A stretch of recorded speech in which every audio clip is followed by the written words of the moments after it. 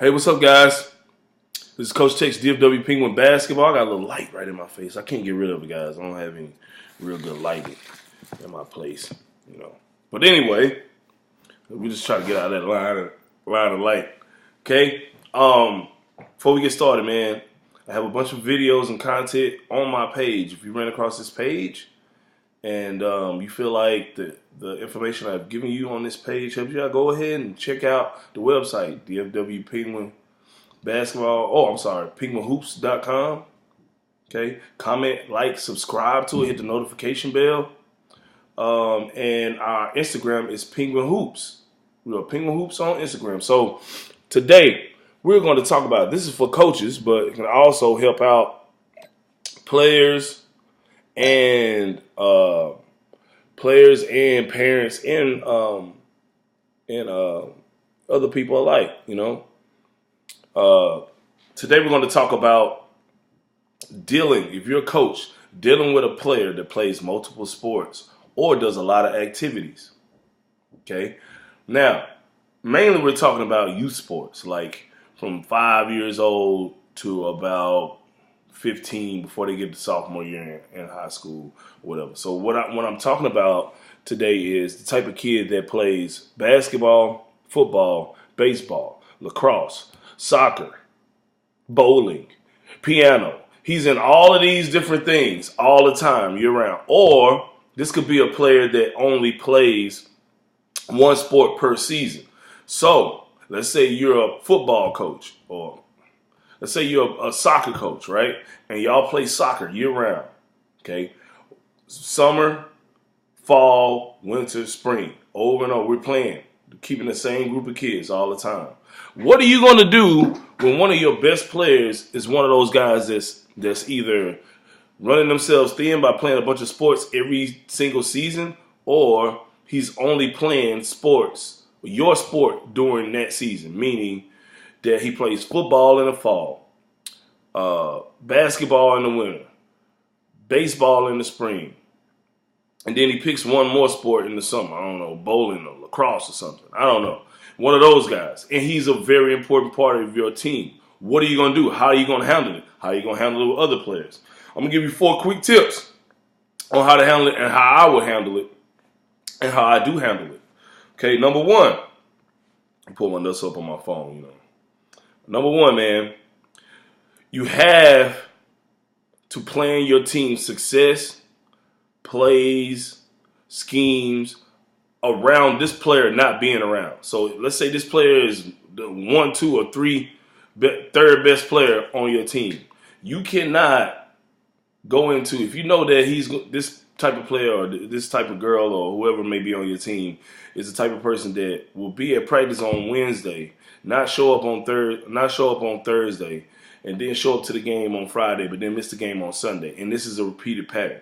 So you can't sit around and gauge, okay, well, Bobby is going to show up to the game. He's going to show up to practice. Or, Bobby didn't show up to practice, so we can't go over these plays. No, you need to do what you normally do as a coach every week and plan on him not being around. Think of this guy as a good addition or a plus if they show up, if that makes sense.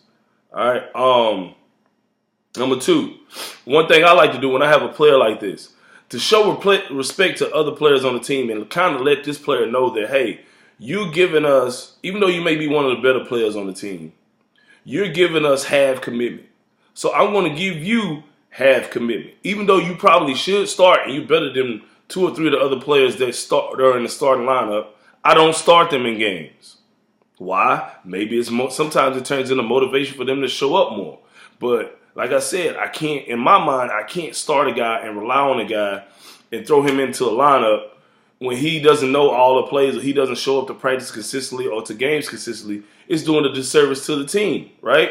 It's also disrespecting players that show up every day to everything consistently when you're giving this other guy special privileges by starting him and they only come to practice out of 8 practices a month. They show up to 4 or 5. That's totally unfair. And if you were a player on the team and you're doing that, unless this kid is just light years ahead of you in skill and size and ability, you're going to be upset about that. All right, especially if you're the guy that's at practice, you're in the starting five, and then when Bobby shows up, coach puts you on the bench because Bobby showed up. That's unfair. You'll kind of feel slighted as a kid and as a player. All right. What is another one? My phone keeps locking up so fast. One very, very, very important thing. Okay, putting mental notes in kids' heads early. Okay, giving people disclaimers early before stuff starts. It puts a lot of people's minds at ease. So, what I like to do when I have a kid let's say I have a kid that's played select baseball, and it's the spring, right? Okay, he still wants to play with us because he values playing on the team and he still likes basketball. But spring is the main season for select baseball, right? So I will address this in front of the team before teams like, hey, guess what, guys? Bobby is going to be playing select baseball. He's going to be missing a lot of games, a lot of practices. So I want to let you guys know that. So if he doesn't show up, he's not being disrespectful to the team. It's baseball season, and he's not going to be able to make everything. So now everybody on the team knows, and also parents get involved, and they wonder, why is Bobby not showing up? We're playing against a big team, and Bobby's our best post player on the basketball team. Where is Bobby at? But now kids will go home like, oh, okay, well, Bobby is playing select baseball. He's not going to be here these weekends. So now it kind of puts everybody's mind at ease, and everybody knows what's going on instead of everybody questioning, where is Bobby? And it creates conflict between Bobby and the team as well, and Bobby's parents and other parents and stuff like that. So it just eliminates all of that drama that can potentially happen. And it might sound crazy saying this stuff, but this stuff happens all the time with youth basketball teams. Okay? When people don't know what's going on, they're confused. Sometimes parents are too afraid to come and ask the coach or ask players, so they ask kids. And a lot of times the kids don't have the information, and it just turns into a cluster. A cluster, whatever you want to call it. Okay? As the coach, okay, just one more thing, okay? Always put the team first.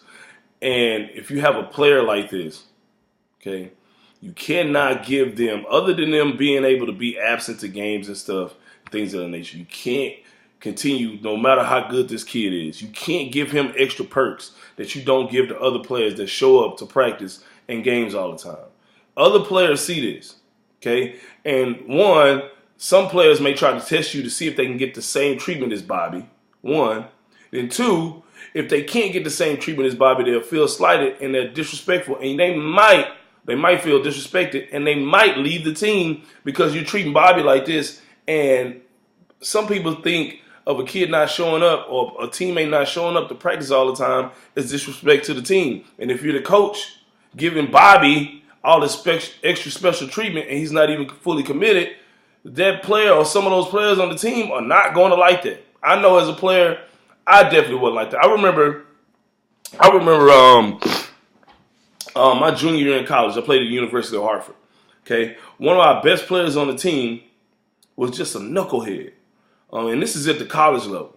He was a pure knucklehead, but he was really, really, really talented at basketball. He probably was our best player that we had, but he was just a pure knucklehead.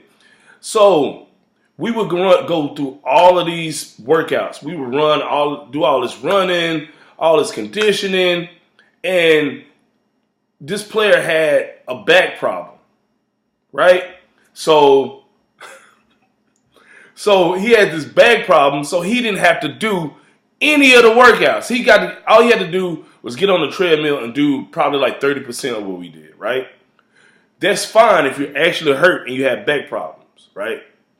Now, as an athlete, you know that you can probably play in games and not practice that much, or you could do a little bit of workout with a back problem. But if your back is bad, okay, you can't do certain things as a player. Like, you can probably fight through a game and your back is sore and take some shots and stuff for a big game, but you can't go and work out and play pickup and do all kinds of super athletic things when your back is messed up. So I just remember, keep in mind, this player was about 5'10", 5'9", point guard. He could jump out of the gym. And I just remember, like, hey, man, coach, why is Bobby Why is Bobby not coming to practice? Why is Bobby not working out? Why is Bobby not doing the conditioning? Because I'm dying over here, right? Oh, he's got a back problem. Oh, he got a back problem. Oh, okay. We go play pickup games with the team. He's doing windmills, throwing the ball through his legs, kicking our ass. And it used to piss me off so bad when he would sit over on the side and laugh at us because we had to do all the workouts. Like, Coach made him come attend the workouts, but he would laugh and giggle like, ha, y'all got to do all this running. I don't got to do nothing. Then he'll turn around. We'll do all this conditioning, all this strength training and stuff, and then it's time to do pickup. So we did 2 hours of that, and now we got to play pickup. Guess who shows up to pickup and is kicking our ass? Bobby. And to me and a few other people on the team, I instantly lost respect for the coach. Because, like, if this guy was really that hurt, one, you wouldn't let him play pickup. Two, he wouldn't be jumping out of the gym and slamming the ball left and right at his size if his back was really hurt. So it kind of takes away, as a coach, it kind of takes the morale out of the team, and your players start to feel disrespected and not important to the team as another guy. Now, it's different if a guy is, like super all-world talent, and he's the key piece to taking us to the championship, and maybe everybody else respects him so much, and you know this as a coach, to where, hey, it's okay to give this type of Bobby thing. But if a guy is just a good player, okay, and he's not going to take us to the promised land, no, coach, you shouldn't do that. Okay, Bobby needs to be fully committed to the team in order to get extra perks. Okay, so guys, that is pretty much it. Comment, like, and subscribe. Okay, hit us up on Instagram at Penguinhoops, and I'll see you guys later.